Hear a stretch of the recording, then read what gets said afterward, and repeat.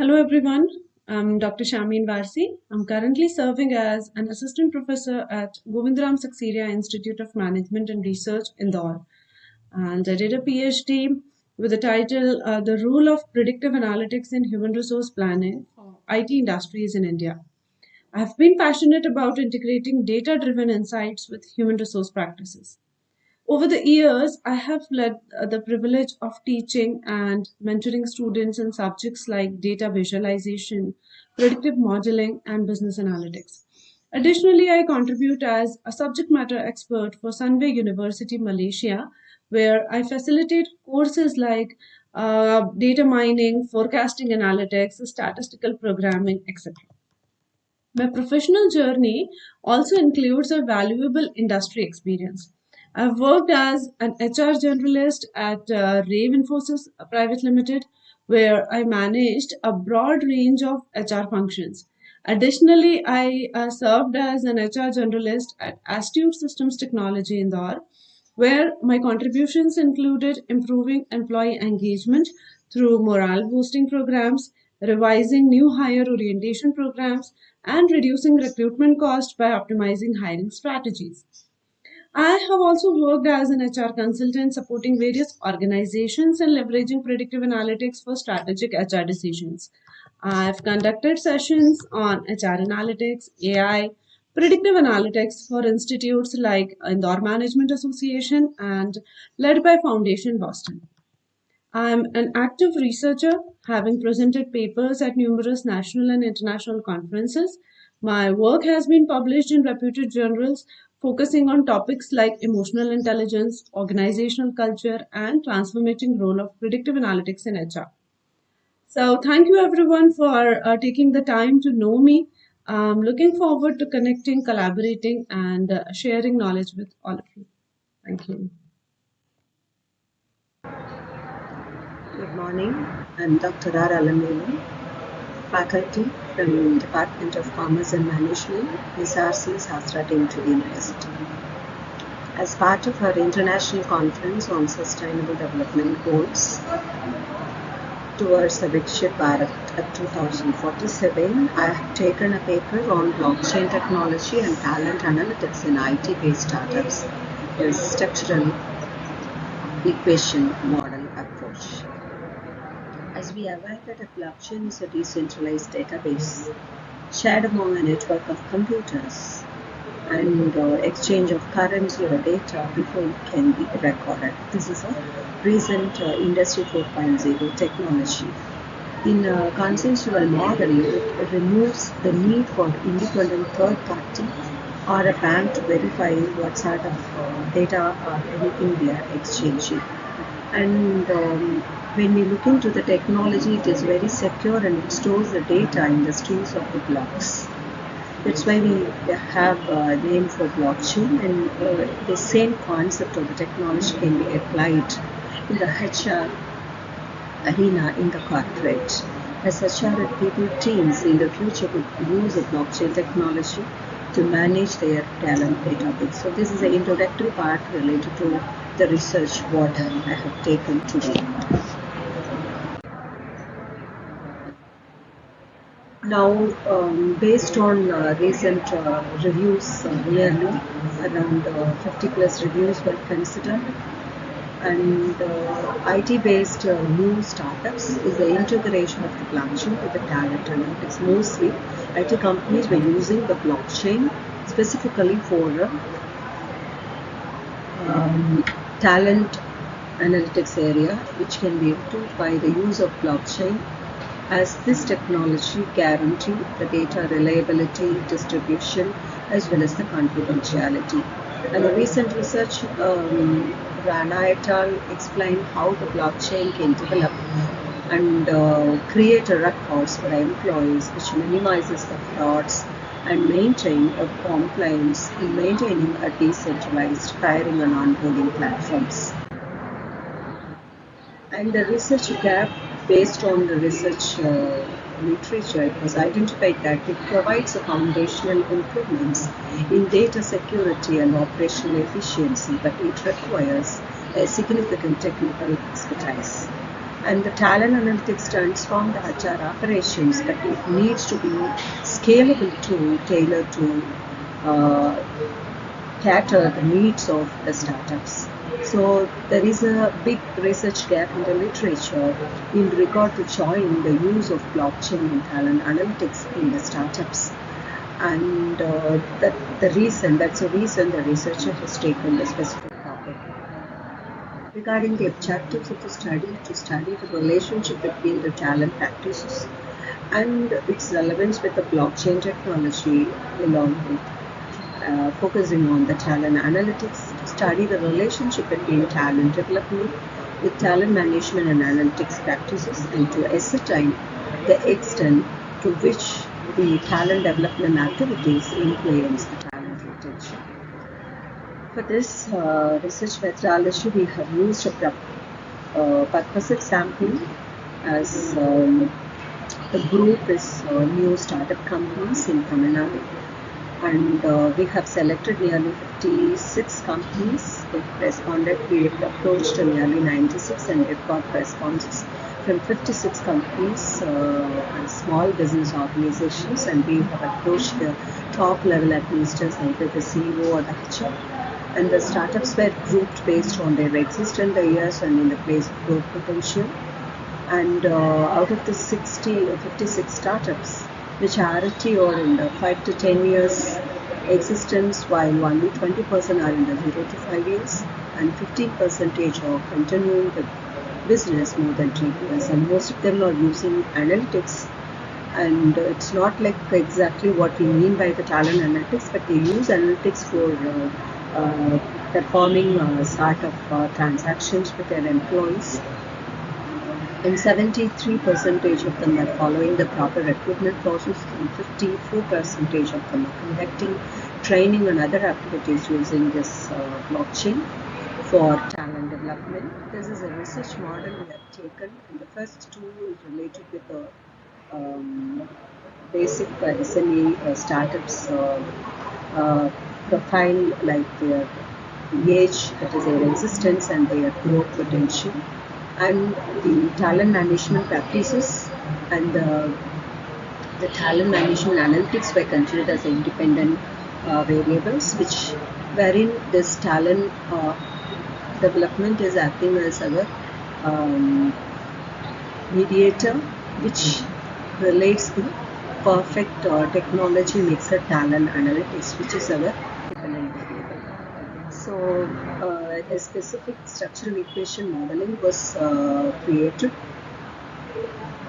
and the entire alternate hypothesis were be related with independent variable and the role of mediating and the role of dependent variable were accepted. So talent management practices which are influencing the talent development activities, and this talent analytics implementation also significantly influences the talent development activities. So this relationship has given a strong point that talent development is influenced by the talent management practices. So and the present R-square value of 0.674, which explains the nearly 68% of the talent development activities are due to the committed effect of the talent management and analytical practices using the blockchain. And the findings are also reflected that the talent development and the talent retention are positively correlated, which is again presented with the T values, and H squared R value, which is around 0.850, which is also supporting the same. And to conclude, based on the structural equation modeling finding, future performance and sustenance of any new startup companies are inexorably coupled with the blockchain technology and the talent analytics practices. So this blockchain could eliminate the need for background checks, reference checks, or even the educational experience verification, specifically at the recruitment portal. It would also protect the employees' data from falsification and redundancy or any sort of random choices. So individuals would have control over their own data, and this blockchain is transparent and immutable. So this has made the entire research, the role of blockchain in developing the talent management and talent development activities which directly induces startup companies' talent analytics practices. Specifically, the onboarding could be streamlined, especially for high volume and high turnover positions, as that is the reality of the IT organization. So thank you very much for the Veda and the international conference organizers for giving me the good opportunity. Thank you very much.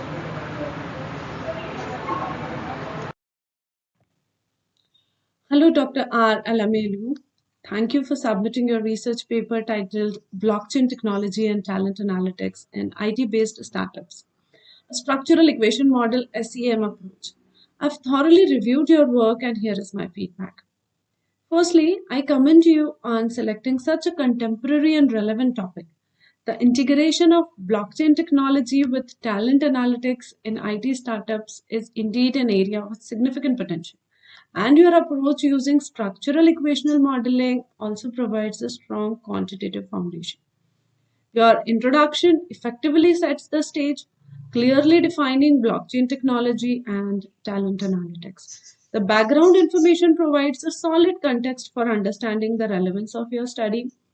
I particularly appreciate how you linked blockchain's potential beyond cryptocurrency to a talent data management, which is both innovative and insightful. Moving to the literature review, you have done a commendable job in summarizing the keywords that support your research framework. The inclusion of seminal words like those by Swan, Tapscott, Nakamoto, alongside recent studies, shows a comprehensive understanding of the subject. However, consider integrating more recent studies post 2020 to further strengthen the currency of your literature. Your methodology section is clear and concise. The choice of using SEM along with SPSS and Smart PLS is appropriate for the study's objective. The sample size of 56 respondents from Chennai, Coimbatore, and Madurai provides a good starting point, but expanding this sample could enhance the generalizability of your findings. The results are well presented, and your use of tables and figures adds in clarity. The positive correlation between talent management practices, talent analytics, talent development, and retention is well documented. However, consider providing more detailed explanation of the statistical results, such as the significance of t values and the implications of r squared values. In your discussion and conclusion, you have effectively tied back your findings to the research objectives.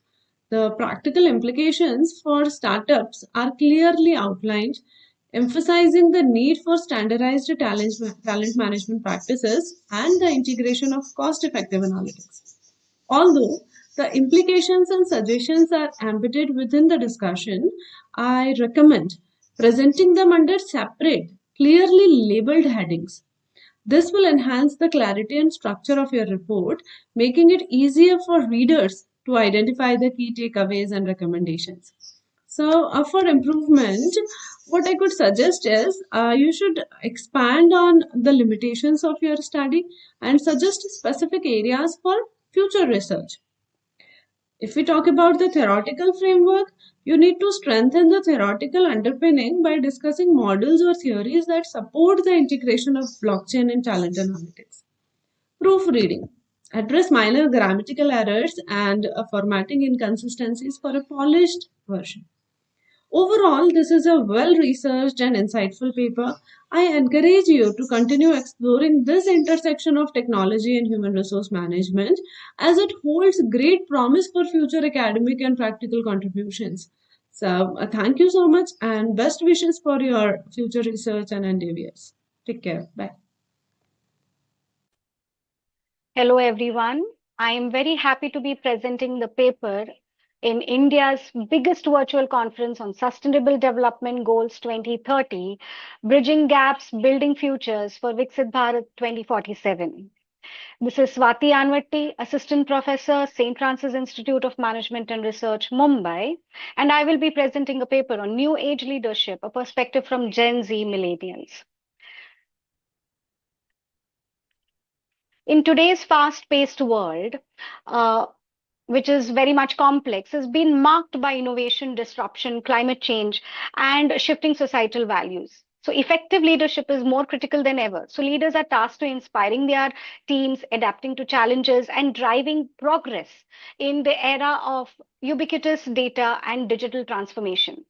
So, by cultivating dynamic and inclusive leadership, organizations can navigate uncertainty, drive meaningful progress, and secure long term success in ever changing environment.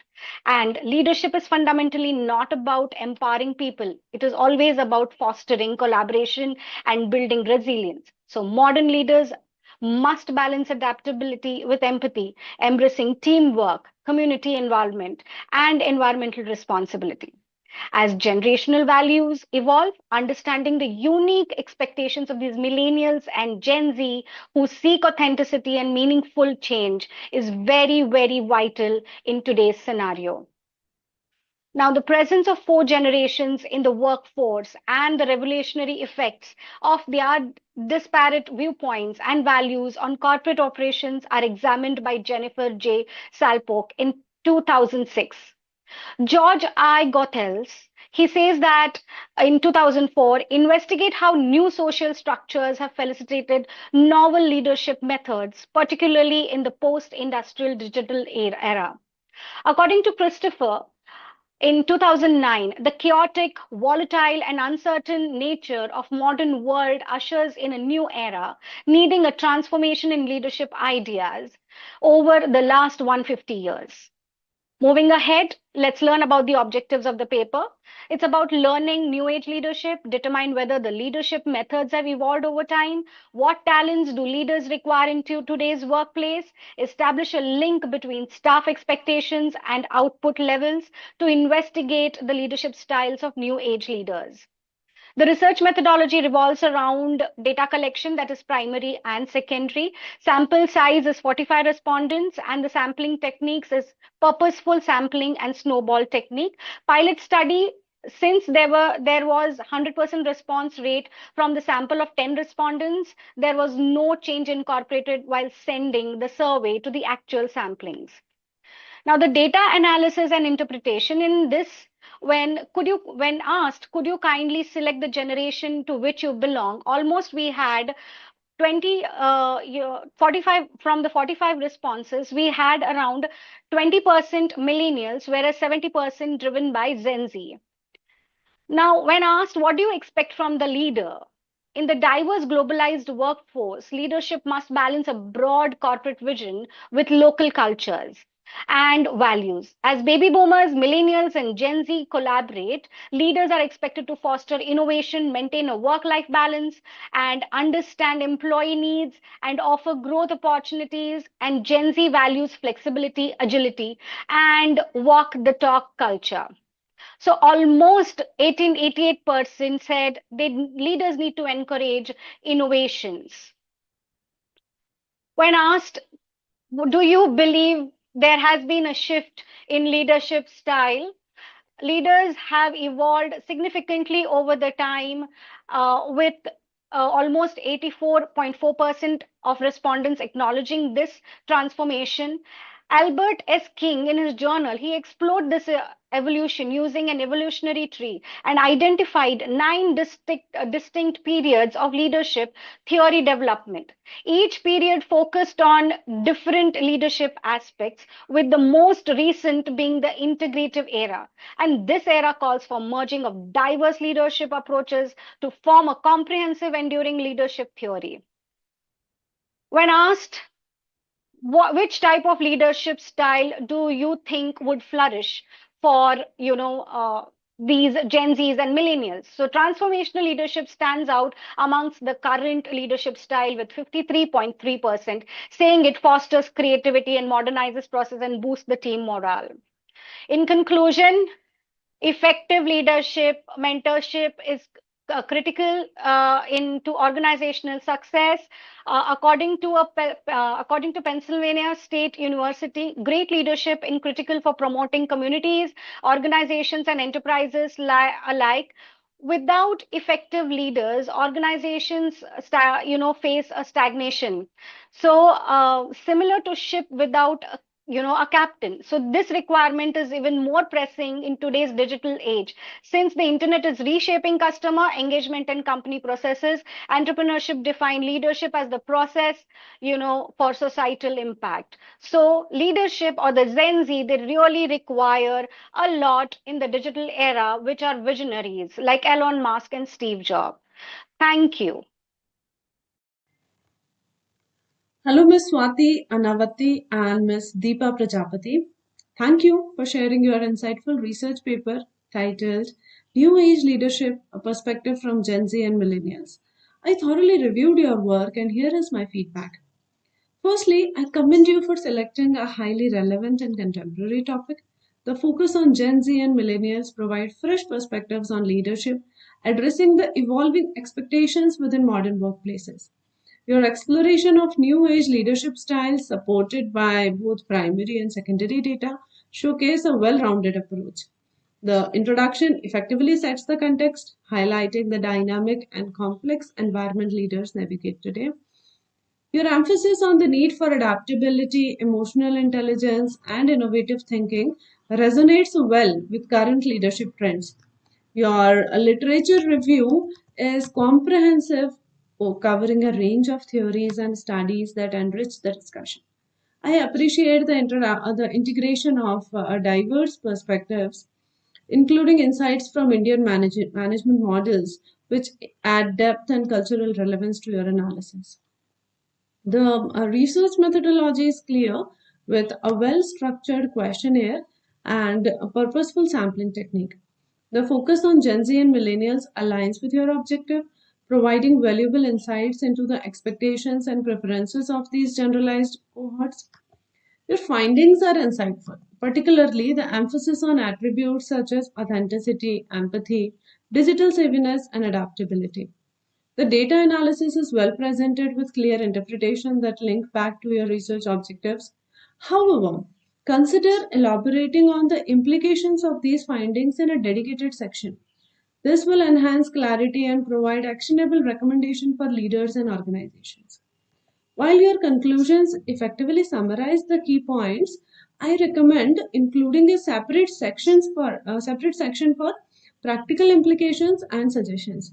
This will help readers quickly identify the key takeaways and applications of your research. Additionally, discussing the limitations of your study and suggesting areas for future research would strengthen this paper. There are minor grammatical errors and formatting inconsistencies. So, polishing these will improve readability and professionalism. So, you can break down the long sentences into shorter, concise statements that will enhance the comprehension. The referencing style is inconsistent. The citation style does not fully align with any specific academic style guide like APA, MLA, Harvard. So I suggest you should standardize the referencing style to improve this academic rigor of the paper. Overall, it is well researched, thought provoking paper, and I encourage you to continue exploring the evolving landscape of leadership as your work contributes significantly to understanding how new age leaders can inspire and engage the modern workforce. So, thank you and best wishes to both of you for your future research endeavors. Take care. Hello, this is Dr. Shikha Singh, Associate Professor in the School of Management from Ajinkya Diva Patel University, Pune. Here I am going to review few papers. So I am delighted to be a session chair for India's biggest virtual conference on Sustainable Development Goals 2030, Bridging Gaps Building Futures for Viksit Bharat at the rate 2047. I thank Mr. Arjun Dave for giving me this opportunity. Thank you very much. Namaste everyone. It is a great pleasure actually to be able to give this presentation for this conference called Vedant. My today's topic is about Avartanshil Arthashastra. So far in business management studies, we have been talking about many economical studies wherein we study GDP, GNP and so many other concepts. But actually, we have been very fortunate at Atmi University to be able to understand the concept called Madhyas Darshan. Through that, we got to know about Avartanshil Arthashastra, which is one of the most rarest and new concept propounded by Shri A. Nagaraj. So our study is the comparative analysis between the modern economics and Avartanshil Arthashastra. To move ahead, about Madhyas Darshan, we have taken some glimpses of it. What is Madhyas Darshan? So it is a holistic darshan, as we call it, to understand life as whole. It gives us the comprehensive clarity on all aspects of reality and human being. It is having resolutions for multi-dimensional problems that every human being is facing today. It is a proposal for undivided society and balance in nature. It also gives us the awareness and consciousness development understanding to lead our life more successfully and with furthermore happiness. It also offers direction to humans to live coherent and meaningful lives. We have just taken a glimpse of Madhyas Darshan as a part of Avartanshil Arthashastra in this study to understand what are the challenges that modern economics is not considering and Avartanshil Arthashastra is able to give the answers of. This is how the basics of Avartanshil Arthashastra looks like. What happens today is the human is in multiple levels of consumption. Consumers are wanting to have every material possession with them. But ultimately, when we say earth, it considers tan man dhan. You need to consider the meaning of tan man dhan, that actually combines earth, which is missing, which is the main aspect of Avartanshil Arthashastra. So what we should ideally do by considering the definitions of Avartanshil Arthashastra, we must treat labor, skills and professional work with kindness. We must consciously generate goods and services. We must be thoughtful, this is the most important part. We must be thoughtful and purposeful for the use of human wealth, that is tan man dhan, as I said. We should be understanding the meaning of prosperity, which is very much misleading these days. And the most important part, fundamentally, we as humans should be able to decide our needs and should be able to discriminate or differentiate between wants and desires. That will lead us to meaningful consumption. Significance of this study, so we are trying to understand various definitions given by different economists, and we are trying to understand how human needs, production, consumption must be redefined with the right understanding to live life with happiness. Economic growth and development must be relooked by different countries, and resolution to our personal, social and ecological problems can be given better answers through this Avartanshil Arthashastra.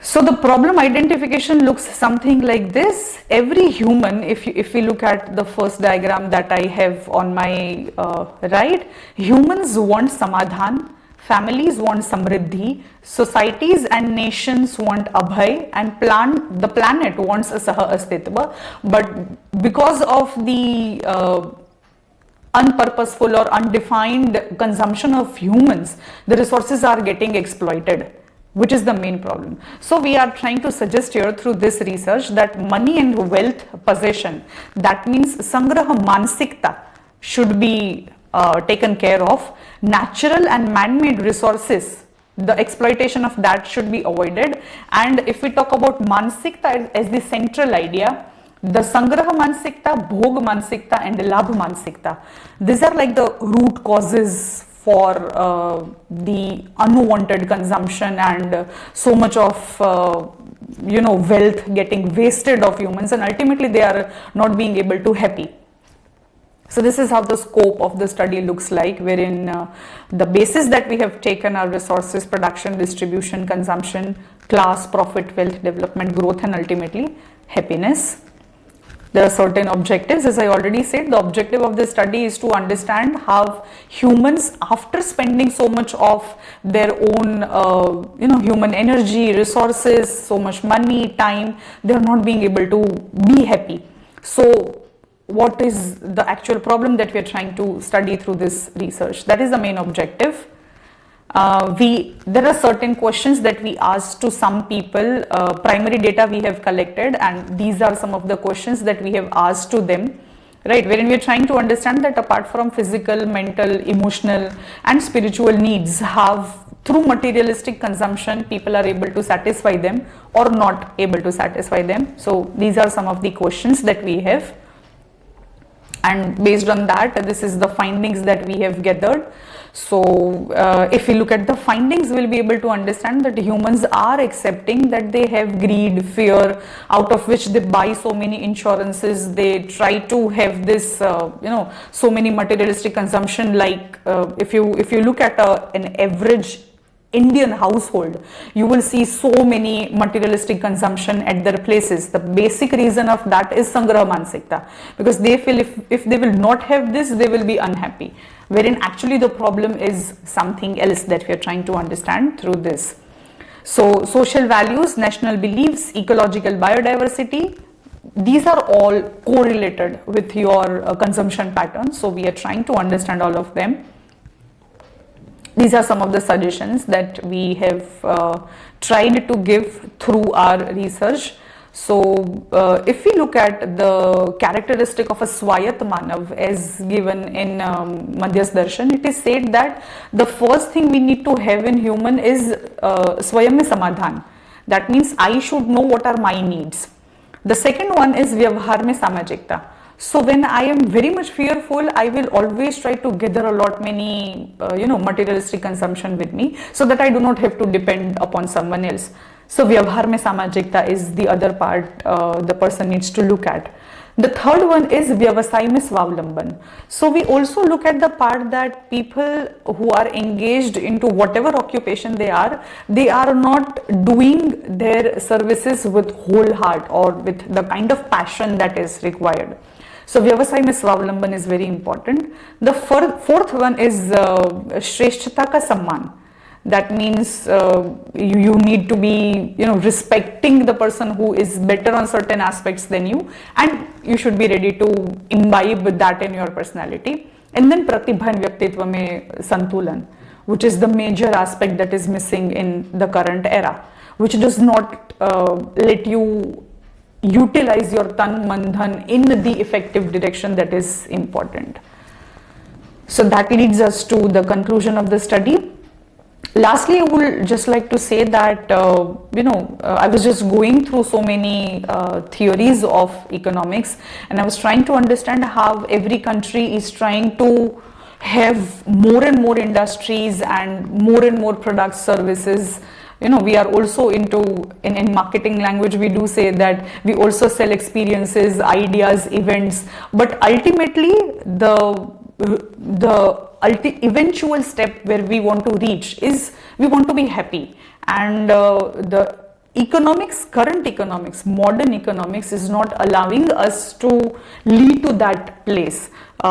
Inversely, we are in a place where depression, anxiety and so many other physical mental problems are increasing. So if we are doing all these hard work to reach to a point wherein we just want to be ourselves, we are actually leading to maximum problems. So Avartanshil Arthashastra gives us a lot many understanding of this specific aspect. The book that we have gives us a lot many solutions to the problems that the current economics is facing. So with this, I would like to end my presentation. Thank you so much. Thank you so much for giving me this opportunity to give this presentation. Thank you. This paper title is An Analysis of Enriching Education in VUCA World, that is Volatile, Uncertain, Complex and Ambiguous World, by Meghashree Dadhich and Ms. Kanchan Vadher. This is a well-researched paper focused on it's in ever-evolving world. The education sector plays a crucial role in equipping learners with the right attitude, skill and language to navigate dynamic global challenges. Traditional educational models, which primarily focused on theoretical knowledge, are no longer sufficient. Instead, institutions must adopt flexible, interdisciplinary and technology-driven approaches to foster critical thinking, adaptability and resilience. By integrating experiential learning, digital literacy, and cross-cultural competencies, educators can prepare students to thrive in a fast-changing global landscape. The emphasis should be on developing problem-solving abilities, leadership, and ethical decision-making, ensuring that the students are not just employable but are also future-ready.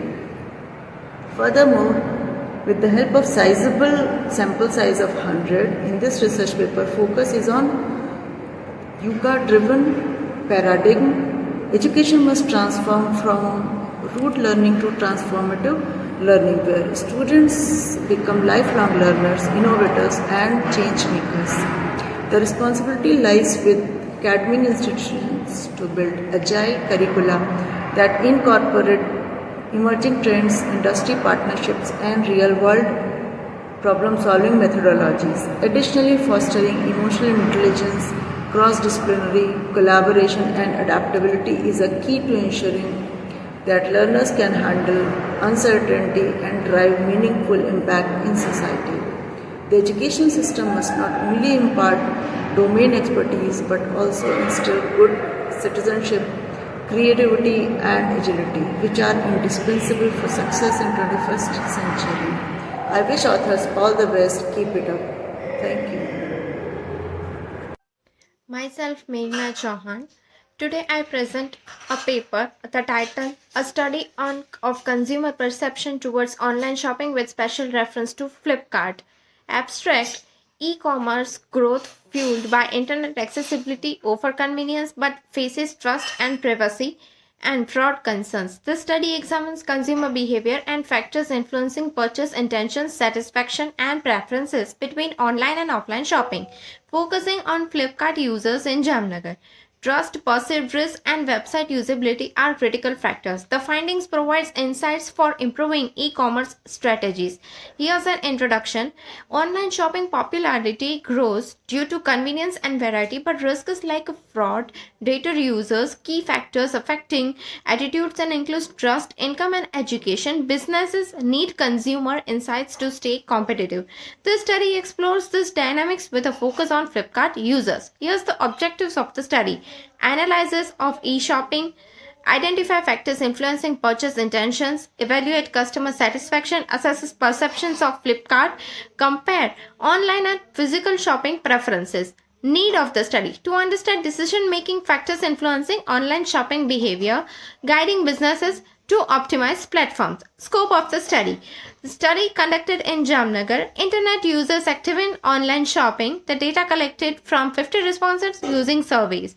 Here the methodology for the study. Here's a survey mode. Here's I used a tool for a questionnaire and sample sizes of 50 sample size for a Flipkart users.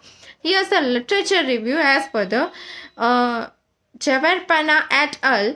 Trust, perceived risk, usability and shape online shopping behavior. Classic consumer models need adaptation for online environments. Trust significantly influence purchases like that.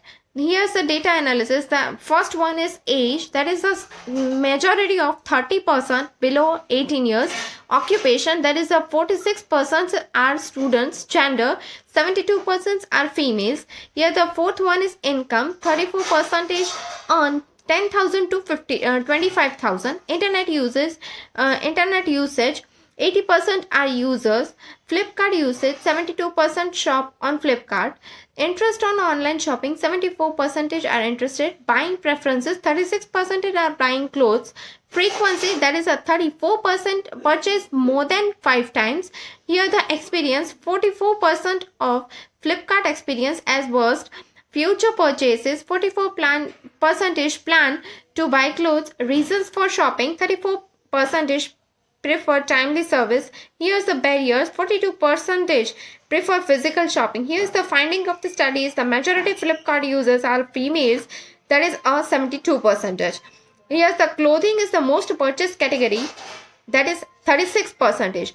Trust issue and preferences for physical shopping remain key barriers. Here's the conclusion. This study highlights the key consumer preferences and barriers in online shopping, providing actionable insights to enhance Flipkart's strategies by addressing trust and service quality. Thank you so much. This paper titled Perception Towards Online Shopping with a special reference on Flipkart by Ms. Meghna Chauhan and Dr. Kaveri Rathore. This paper is a well-structured and insightful exploration of consumer perception towards online shopping with a focused analysis on Flipkart. The comprehensive literature review effectively contextualizes the study within the evolving e-commerce landscape, while the meticulous research methodology ensures the reliability and validity of the findings. The study provides enriching insights into consumer behavior, preferences, and key influencing factors, offering valuable implications for both academia and industry. By integrating theoretical framework with empirical evidence, the authors have successfully highlighted emerging trends, challenges, and strategic opportunity in online retail space, making this research a significant contribution to the field of digital commerce. I wish all the very best to research scholar and her co-author. Namaste. First of all, I would like to congratulate Vedanta Knowledge System for organizing India's biggest virtual conference. I would like to express my thanks also as they have invited me for the session chair. I, Dr. Meghashree Dadhich, contributing HEIs since 2008. Presently, I am designated as Associate Professor in the Department of Management, Alamelu University, Rajkot, Gujarat. Additionally, I am looking after integrated PhD program in consciousness development and value education. This is a very unique program offered by the Alamelu University. My research areas are behavioral science, life skills, consciousness development, value education, circular economics, and so on. I am presently editorial board member also of the renowned journals like Edwin Group of Journals, Lattice Science Publication, Inter Science Publications, Blue Eyes Intelligence, Engineering and Science Publications. I have completed 15 Coursera courses in various domains such as management, psychology, financial planning, behavioral finance, stock market, derivatives, risk management, and so on. I have actively participated in almost 30 FDPs and delivered 15 plus expert sessions in several areas for faculty members as well as students. My 15 research papers published in national and international journal. I intend to advance my knowledge and contribute valuable insights to the academic fraternity. Thank you. Namaste. I am Abin Abraham, Research Fellow at Fatima National College under the University of Kerala. My topic is promoting inclusive growth, harnessing adaptive technology in social exchange to empower differently able individuals and to achieve sustainable development goals. From the word mentioned here, promoting inclusive growth, harnessing adaptive technology in social exchange to empower differently able individuals and to achieve sustainable development goals refers to its utilizing advanced technological solutions that are specifically designed to accommodate the diverse needs of differently able individuals, such as easily accessible transportation solutions, accessible communication devices, smart home automation, etc. So social exchange have emerged as a promising platform to bridge the gap between social enterprises and impact-driven investors, providing a dedicated marketplace to raise capital and drive positive change. The need of the study was leveraging this innovative adaptive technological and also organization will break down barriers, create more inclusive environment. The objective of the study to know how innovative adapted technology within social exchange can contribute to advancing the sustainable development goals related to the differently able individuals. And the scope of the study was to focus on how new adapted technology in social exchange might help advance sustainable development goals for differently able individuals, covering various important issues such as identifying cutting edge of technological that could improve accessibility, inclusion and empowerment for this specific demographic group in the context of technological assessment. Coming to the literatures, there is a lack of literatures based on the exact topic and also related topic, sustainable development goals. The intersection of innovative adapted technology and the social exchange presents a significant opportunity to drive sustainable development goals, particularly concerning individuals with disability. Coming to the methodology, utilizing secondary sources, scholarly publication and case studies in the descriptive studies, such as conducting a comprehensive review of existing literatures, academic papers and their reports related to innovative adapted technology, social exchange and sustainable development goals related to differently able individuals. This help in understanding the current state of research, identifying key concepts and exploring relevant case studies and examples. The methodology part, some of them were mentioned in the 5 of them were sustainable development goals. The first one is quality education, decent work and economic growth, reduce inequality, sustainable cities and communities, partnership for the goals. And coming to impactful case studies like Be My Eyes, illustrating the role of adapted technology in empowering visually impaired individuals to lead independent lives. And next one is essential accessibility relates to the including keyboard navigation, voice recognition and screen magnification.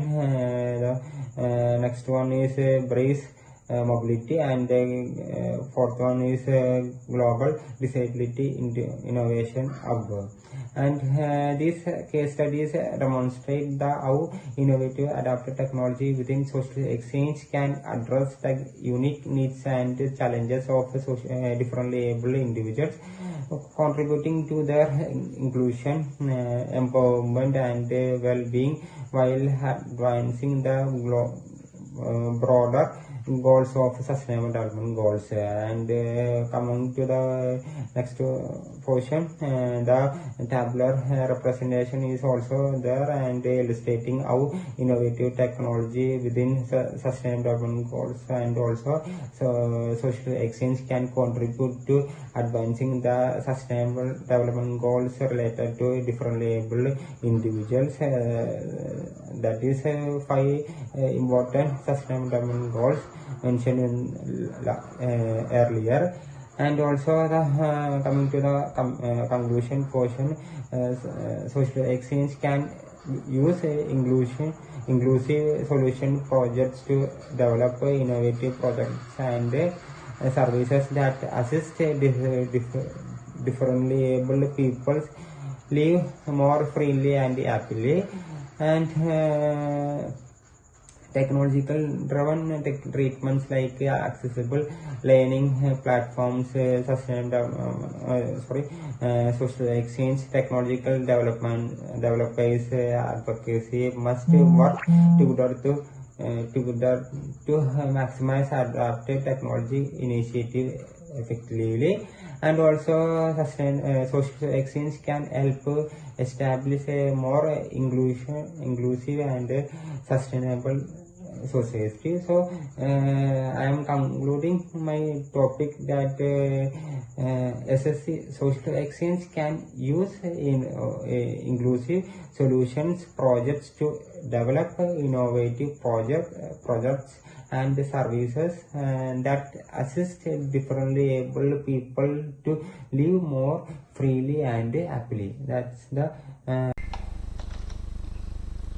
I would like to appreciate Abin Abraham and Professor Dr. Sanjeev VP, his supervising guide, as they have written paper on promoting inclusive growth, harnessing adaptive technology in social stock exchanges to empower differently abled individuals and achieve SDGs.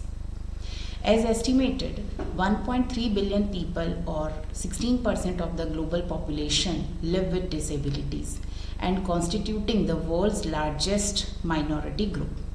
Abraham and Sanjeev's paper effectively explores the potential of using adaptive technology within social stock exchanges to empower differently abled individuals and advance the SDGs. The key point delivered was the demonstration of how SSEs can support and invest in initiatives that leverage adaptive technology to promote accessibility, inclusion, and equality. Introduction section of this research paper provides a solid foundation for understanding the role of social stock exchanges in advancing social and environmental objectives. However, it would be helpful to see more specific data or examples that demonstrate the existing gaps in the integration of adaptive technology for differently abled individuals. The study's objectives are clearly defined and secondary data collected from scholarly publications, which is appropriate, but the reliance on secondary data could limit the ability to generalize the findings. Therefore, I would like to suggest researchers if they could have conducted personal interviews with stakeholders in SSEs or technology companies to ensure clarity and reliability on the paper's contribution. Anyways, the alignment with SDGs, particularly those related to differently abled individuals such as SDG 4, 8, 10, 11 and 17 is well articulated. However, further discussions on how these SDGs especially impact the differently abled population in India, where the study is contextualized, would strengthen the paper's relevance. Overall, the paper provides a thorough examination of how innovative adaptive technologies within SSEs can support SDGs for differently abled individuals. It makes a significant contribution to the literature on inclusive growth and sustainable development. However, further exploration of the practical implementation, financial models, and barriers to adoption would add depth to the analysis. But even the case study of Be My Eyes is an excellent example of adaptive technology supporting differently abled individuals. A comparative analysis of case studies could have conducted where you can take some examples of some countries or regions who have SSEs or maybe evolving with reference to their assistive devices, software applications or platforms. But overall, paper is very satisfactory. I congratulate the authors. Thank you so much. Hello everyone. It's a privilege to present here today and I thank Vedant for providing this platform. I am Dr. Karthika K, Assistant Professor of Commerce, NSS Hindu College, Changanasheri, Kottayam District, Kerala State. My topic is Driving Sustainability, Electric Vehicle Adoption for Viksit Bharat 2047, where I will discuss the role of electric vehicles in contributing to a cleaner, greener future for India. India has one of the largest road networks in the world, with over 60% of the population relying on personal or shared vehicles. However, rising fuel costs and environmental concerns pose significant challenges. Petrol and diesel vehicles are major contributors to the pollution that means to the air pollution and public health issues. Electric vehicles offer a solution, providing a cleaner alternative with lower long-term cost. My research aims to understand the factors influencing electric vehicle adoption and explore the barriers that prevents its widespread adoption in India. While moving to the literature review, research globally and within India highlights both opportunities and challenges in electric vehicle adoption. Key barriers include high initial cost, limited charging infrastructure, and low consumer awareness. While environmental benefits are widely acknowledged, concerns like range anxiety and the high cost of barriers remain significant. A gap exists in addressing the needs of rural and semi-urban areas where infrastructure and affordability are more pressing. While moving to the methodology part, to explore these issues, the study has employed a descriptive research design and used snowball sampling to gather data from 120 consumers, that means electric vehicle users as well as petrol diesel vehicle users from Changanasheri Taluk in Kottayam district. Primary data was collected through structured questionnaires supplemented by secondary data from various sources. The analysis focused on identifying both encouraging as well as discouraging factors for electric vehicle adoption and used descriptive statistics alongside non-parametric tests like the Mann-Whitney U-test to compare perceptions based on vehicle type. Results. The findings revealed that government benefits and better performance were the most significant factors encouraging electric vehicle adoption. Surprisingly, factors like environmental friendliness, low maintenance costs, and no fuel requirements received less emphasis, indicating these may not be as powerful in influencing consumer decisions. As for discouraging factors, the highest concerns were long recharge times and negative public attitudes. Other concerns included high purchase cost and limited charging infrastructure. Interestingly, there were no significant differences between electric and petrol diesel vehicle owners regarding these barriers. Discussion part. These results suggest that performance remains a key factor in driving electric vehicle adoption, but significant barriers such as high purchase cost, lack of infrastructure, and negative attitudes still hinder widespread acceptance. So it's worth to note that both electric vehicle and petrol diesel vehicle owners share concerns about these barriers. This insights points to the need for a strategic focus on addressing these issues to attract a broader consumer base to electric vehicles. To conclude, while performance stands out as a critical factor for electric vehicle adoption, several key barriers need to be overcome. High purchase cost, limited charging infrastructure, and long recharge times are major deterrents. However, targeted interventions such as financial incentives, expanding charging networks, and public awareness campaigns can help mitigate these challenges. A holistic approach focusing on these areas is essential for realizing the goal of a sustainable and electrified future, leading India towards its vision of Viksit Bharat 2047, a cleaner, greener, and more sustainable nation. Thank you. Namaste. I would like to congratulate Dr. Karthika as for the contribution in terms of paper titled Driving Sustainability, Electric Vehicle Adoption for Viksit Bharat 2047. As we know that India is actively pushing for electronic vehicles adoption with a goal of achieving 30% EV penetration by 2030. That is also aligned with the Viksit Bharat 2047 vision. The key initiatives include the PM e-Drive scheme, production-linked incentives for EV manufacturing with the budget of 25,938 crores for a period of 5 years span, and focus on developing robust charging infrastructure, aiming to create a self-reliant domestic EV ecosystem. Your paper touches on highly relevant theme, especially in the context of climate change mitigation and India's transition to sustainable development. The ongoing global debate around climate change and the push for green technologies like electric vehicles are the forefront of discussions.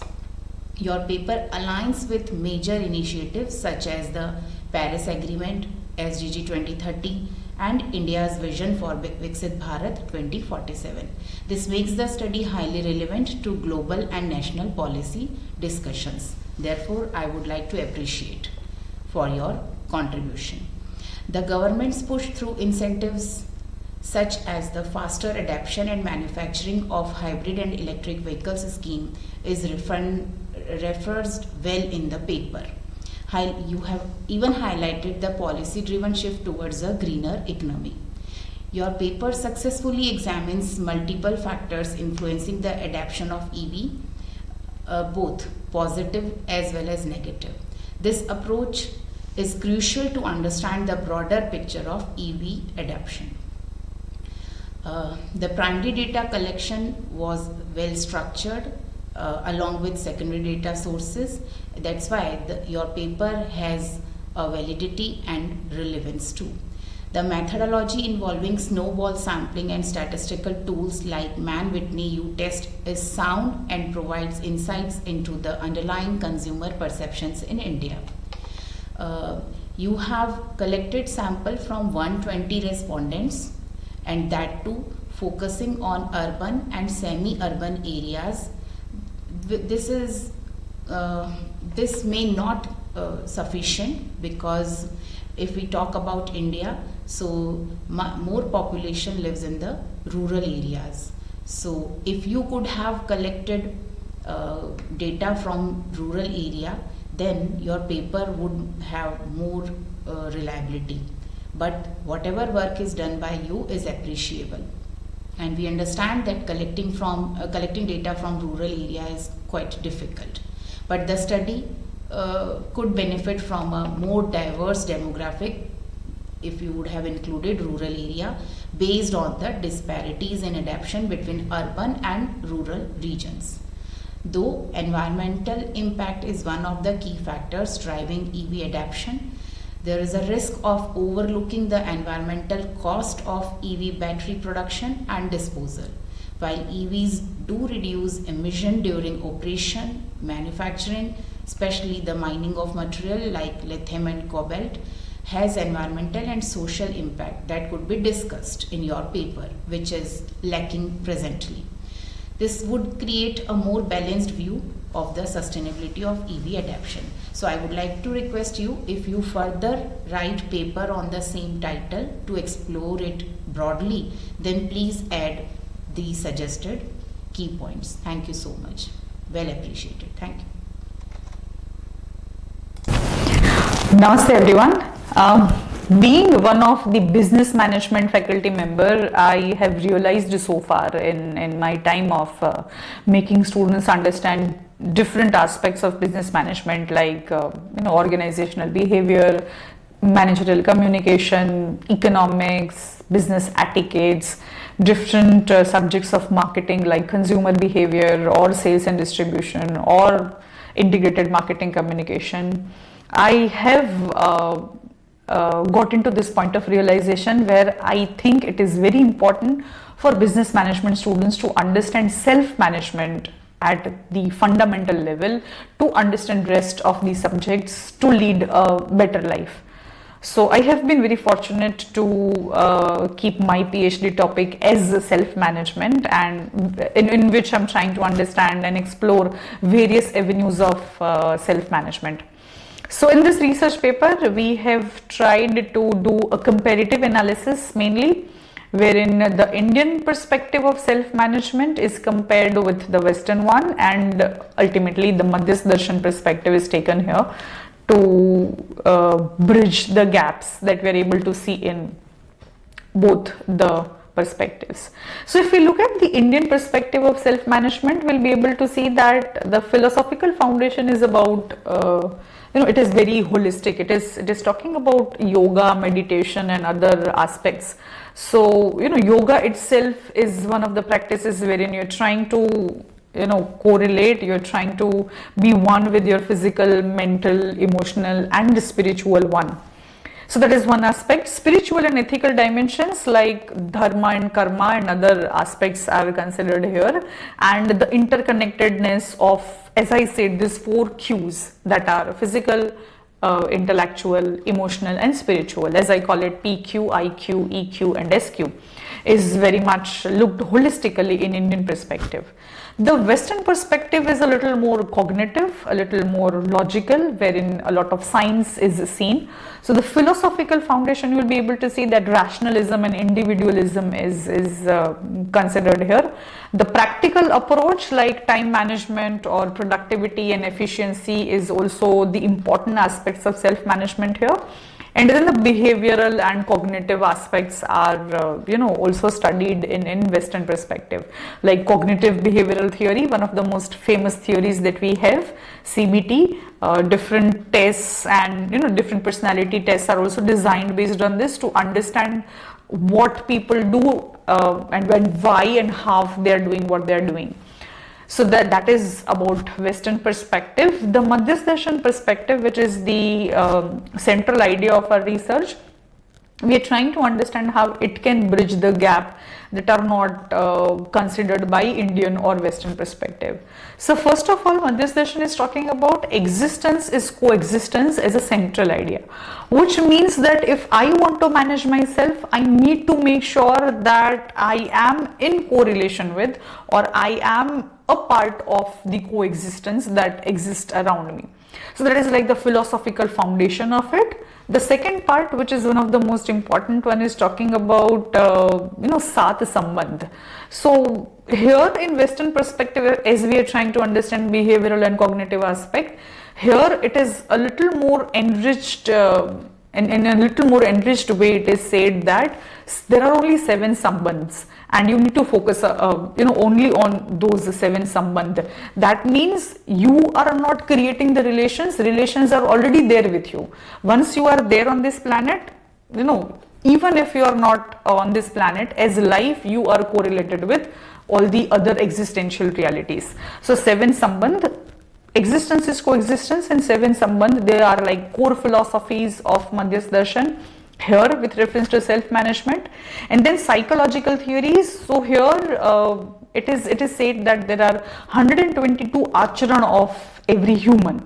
So how do we understand it? If you look at the Western perspective of psychology, it is very much focused on science, wherein here the holistic view of feeling, behavior, all the cues that I just mentioned about, they are taken holistically, and 122 acharans are being talked about as the manovigyan, wherein you need to focus on manah swastata, so that you are able to manage yourself better.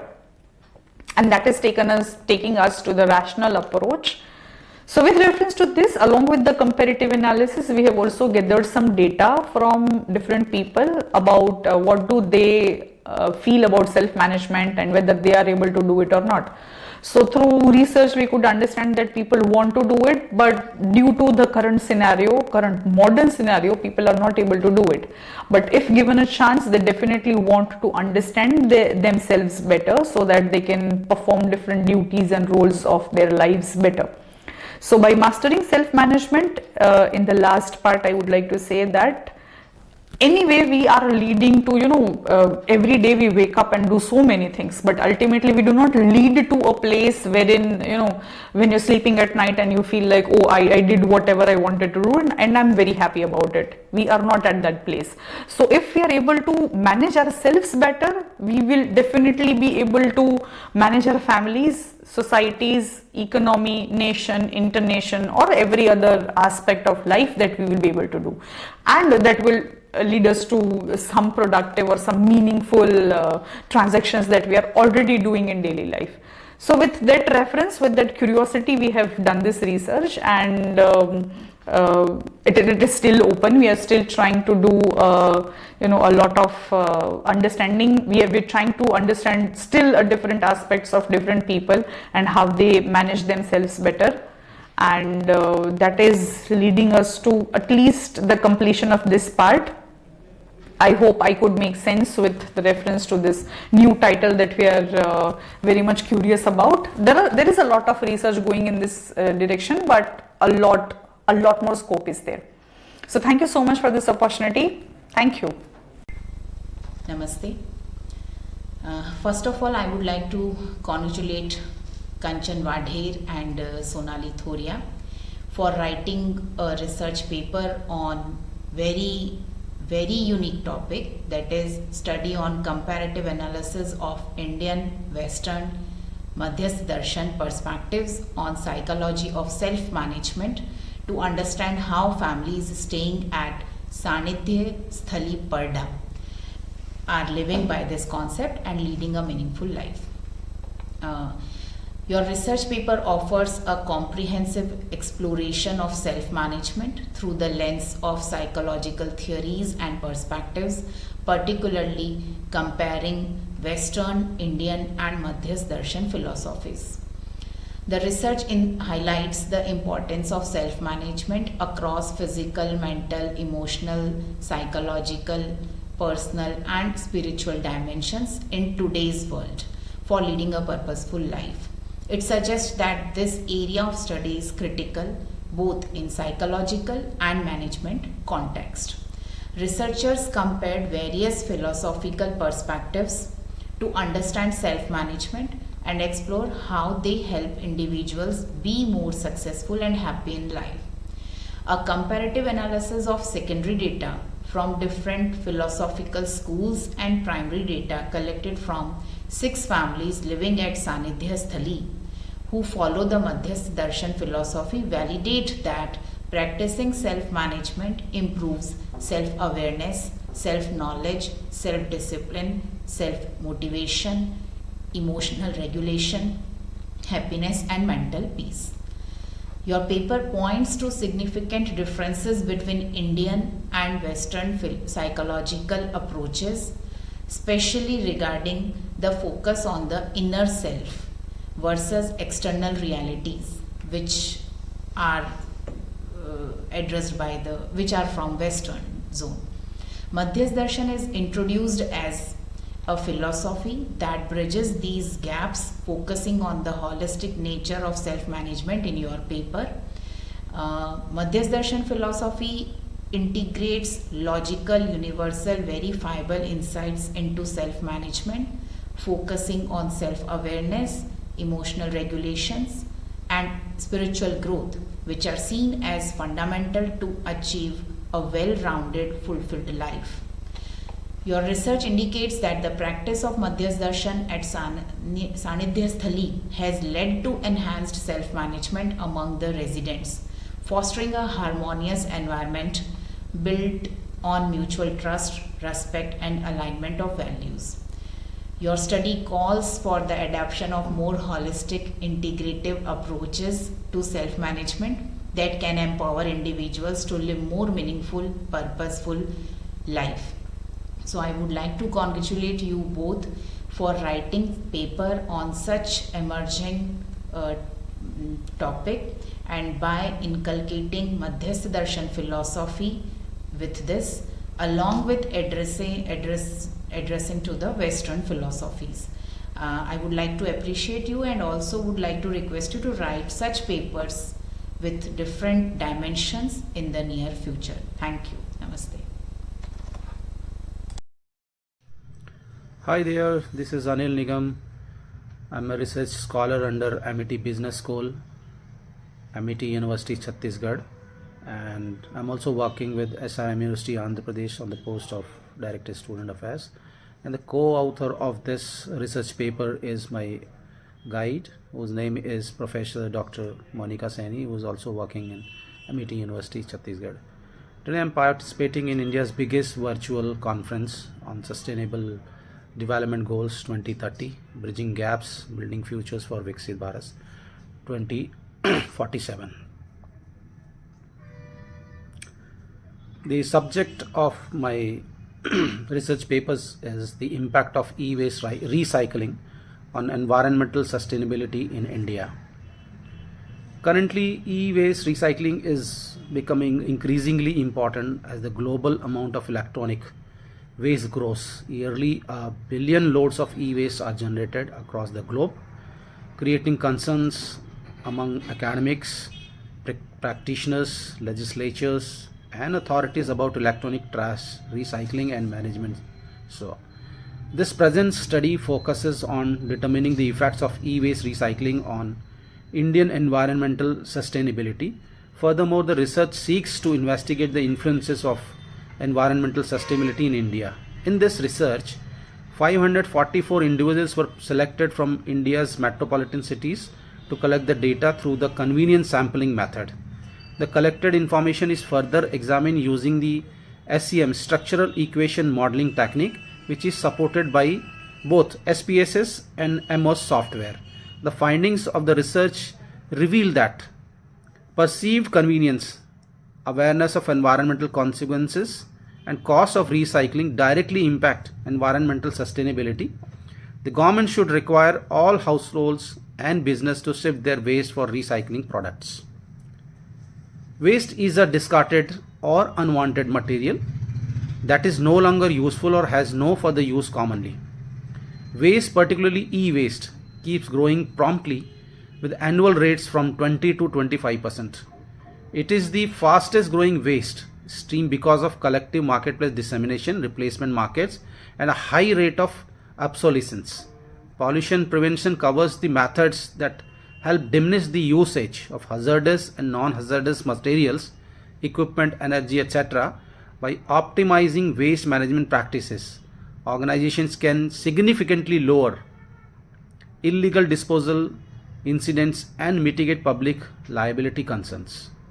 Additionally, it can lead to reductions in incidents and mitigate liability concerns, transportation and disposal costs, as well as decrease operational expenses related to waste management.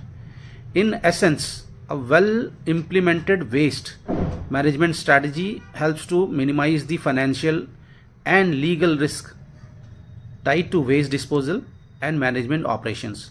It is a e-waste has been generated by telecommunication equipment 12%, electrical apparatus 8%, computer accessories 68%, home e-scrap 5%, and health apparatus 7%. And also during recycling process, expensive metals are removed from e-waste, including silver, lanthanum, neodymium, palladium, and gold, etc. It is estimated that more than 320 tons of gold and more than 7,500 tons of silver are utilized every year to make computers, mobile phones, tablets, and other appliances around the world. During the process of gold and silver mining, which is considered as a precious metal, e-waste also consists of hazardous materials like lead, mercury, cadmium, etc. etc. Currently, the electronics and telecom companies have seen more technological and marketing advances during the last 2 decades. Electronics are increasingly used in transportation, healthcare, telecommunication, and security. Furthermore, after using electronic gadgets, the use disposes of them, which is termed electronic trash. Recycling the waste is crucial for enhancing the economy and achieving long-term environmental sustainability. Each product has its material composition that requires a recycling strategy. Presently, the growth rate of e-waste is approximately 2 million tons. Potentially, it is probable to reach the amount of 74.7 metric ton by 2030. The rate of e-waste increases when a new device enters the market. Buyers may dispose of their older one. In terms of quality, e-waste is one of the fastest growing global waste streams and significantly affects toxicity. This massive and increasing amount of electronic waste disposal will have a term impact on the planet due to landfill pollution and informal recycling protocols such as manual sorting, disassembly, and open waste burning without informal recycling protocols, such as manual sorting. So different types of contaminated elements, some of the heavy metals including nickel, lead, antimony, beryllium, mercury, cobalt, thallium, cadmium, and polyvinyl chloride are found in e-waste. It performs as a supplemental source for recovery with low operational cost. The valuable recycled metals from electronic waste constitute the essential backbone for many applications. Now coming to the objectives of the study, mainly the present research aims to investigate how e-waste recycling affects environmental sustainability. In India, this study has several objectives. Two of them are to explore how e-waste recycling impacts environmental sustainability in India, to examine how the factors of recycling such as perceived convenience, awareness of environmental consequences, cost of recycling, and moral obligation affect environmental sustainability. Namaste. This paper is written by Anil Nigam and Professor Monica Saini from MIT University, Chhattisgarh, and the title is The Impact of E-Waste Recycling on Environmental Sustainability in India. Firstly, I would like to congratulate you both for your participation, and I would like to appreciate you both on writing a paper on this emerging topic. As we know that India approximately generates 1.6 million metric tons of e-waste annually and recycles only around 33% of its generated e-waste. That means a significant portion remains unprocessed. This translates to a large amount of unmanaged electronic waste due to inadequate collection and improper recycling facilities across the country. Your paper provides an in-depth exploration of the factors influencing environmental sustainability, particularly in the context of e-waste recycling. The discussion highlights the global environmental issues such as climate change, resource depletion, and waste management, while emphasizing the need for increased environmental awareness.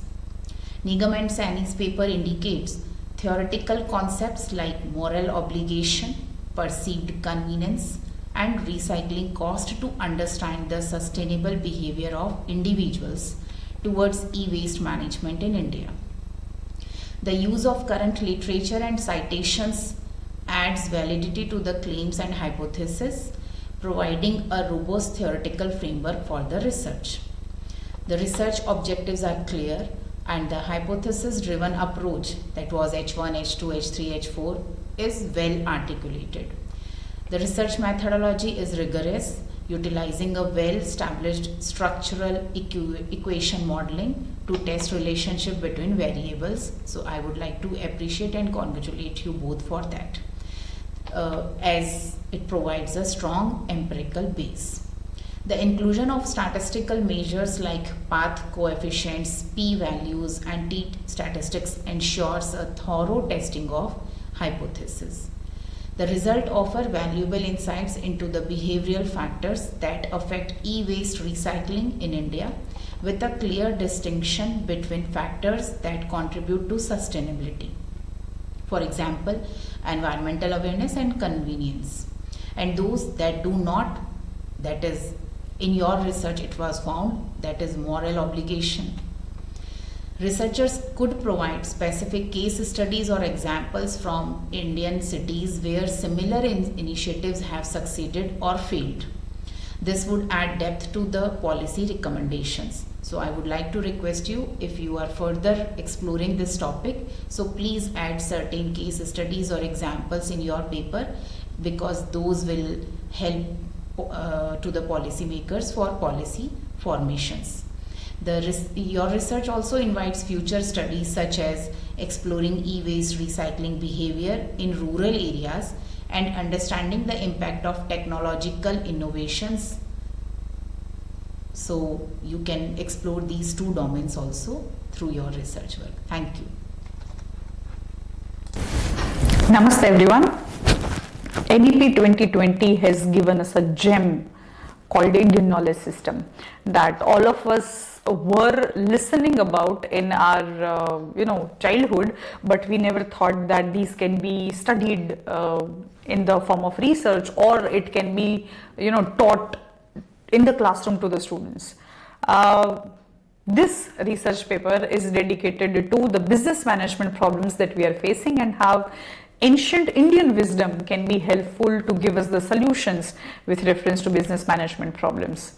So with reference to this, in this research paper, we have tried to understand that what are the business management problems that we face and how Indian knowledge system can give us the answers of these problems a little more effectively than the current business syllabus that we study in the classroom.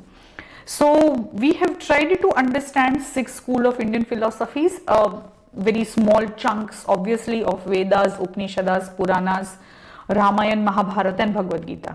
So specifically if we talk about Bhagavad Gita, we will be able to understand what are the current challenges that we are facing.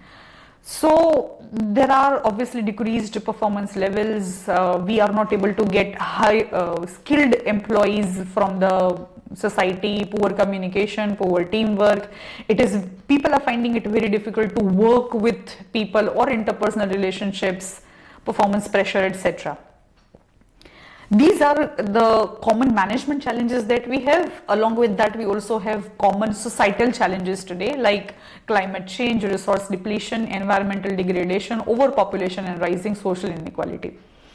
We are not saying that all these problems are due to business, but all these problems can be given an answer or can be solved through businesses. How? Let us try and understand. So there are these barriers that we are facing, as we saw, to balance, a healthy work and life balance. So why do leaders fail? That we are trying to understand as we want to focus on the business management problems. So there are certain, challenges that I have tried to cover here. Why do leaders fail? So leaders are, we know it through definition that leaders are the people who lead by example. But in the current scenario, we are able to see that people are more dumping the work on their employees than delegating. There comes the entry of Indian knowledge system, wherein we already have, our leaders like Lord Krishna, who has been a person who has given us the examples of what sort of a leader should be. We have the examples like Rama, who has led by example, who stood in front of his team, actually demonstrated an example and told them that this is how you should work, this is how the teamwork should be, this is how the decision making or problem solving should be. So here we are trying to take those examples, those inspiration, and why managers are unable to manage their problem. There's this vicious cycle that we have taken.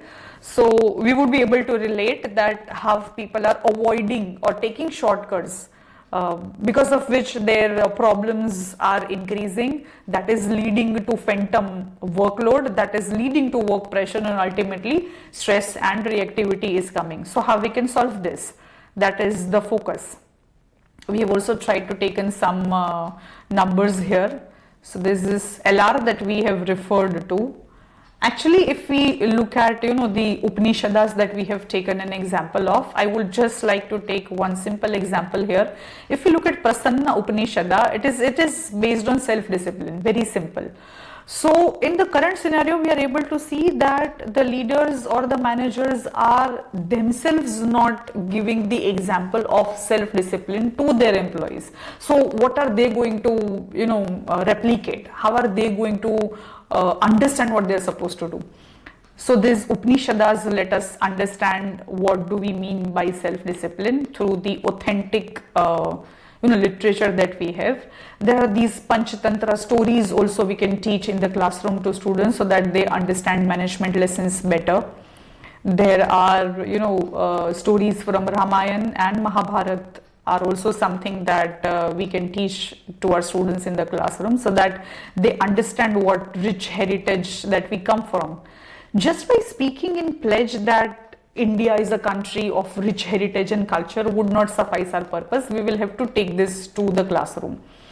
So this is how we have designed our research, wherein the primary data is collected from students and faculty members, that if given a chance, would they like to study Indian knowledge system in the classroom, and out of our expectation, 90% of them have said yes, they would like to study through different ways and means, certification courses, specific subject, etc. So out of my experience, we are coming to a conclusion through findings that we have been claiming Peter Drucker and Philip Kotler to be marketing or management gurus, but actually Lord Krishna or Lord Rama have actually given us so much rich content to be referred to. I, as a faculty member, has dealt with management paradigms from Bhagavad Gita in the classroom, and believe me, the response of students is far better than expected. We do not let our students understand the content, the richness of the content that we have. So with this study, we were just trying to explore what are the dimensions that can be considered through ICAS and how it can be made available to students. So I hope I could make sense and I could reach to you in this such a small span of time. Thank you so much for this opportunity. Thank you. Namaste. This paper is on ancient Indian wisdom, the source of solution for business management problems. The author is Kanchan, Vadher. Your study emphasized that traditional business management frameworks are often rooted in Western philosophies and perspectives, which may not always be applicable in the Indian context or address the needs of individuals in an organizational setting. Very well addressed by you. The researcher very well explored the alternative view with reference to the Indian philosophies to offer more holistic and inclusive solution. Researcher very well proposed the inclusion of ancient Indian wisdom, including key scriptures and philosophies, into the business management curriculum to offer unique perspective on management, problem solving, motivation and leadership that are less focused on the organizational level and more on the individual's growth and well-being. Researcher tried to connect study with the India's National Education Policy 2020, which seeks to revive and integrate Indian knowledge system into mainstream education. Therefore, I also believe that it is an alarming stage where we need to introduce our Indian knowledge system into the education by introducing courses in all UG/PG programs. By aligning with the policy, the research highlights the importance of incorporating IKS into business management studies, but I would like to say why only in the business management studies. We can incorporate IKS in engineering studies also, science studies also, management undoubtedly in the management studies. So next time try to focus not only in the management studies but in general for the youth. So how we can transform youth through Indian knowledge system, you can write paper into that. Your study objectives include identifying common organizational and societal problems, illustrating how ancient scriptures can help addressing these challenges, and proposing ways to better integrate IKS into the curriculum to promote a better rounded, culturally aware education system. Again, I would like to say that for this we need to inculcate IKS in all the programs, all the domains, mainly in our education system, right from schooling to mastering. Your paper highlights the need for more research to understand how these teachings can be effectively translated and applied in modern context, especially considering their deep connections to individual belief system and cultural values. But for that, I would like to suggest you to go through the primary data collection so that you will be collecting the views, the responses of the all stakeholders of this education system. So next time, if you would like to write paper on almost the same topic, then collect primary data from the stakeholders of the education system. You have very well presented paper concept that emphasize the cultivation of a sense of pride of Indian culture or our heritage to foster the understanding of self and society. Your study makes a strong case for the need to integrate ancient Indian wisdom into management education, offering a fresh perspective that combines the best of both ancient teachings and modern business practices. I appreciate to the researcher for her unique lens, and I would like to request you to write more paper on such topics and develop certain models which can be proposed to the education system or in front of policymakers. Thank you. Namaste.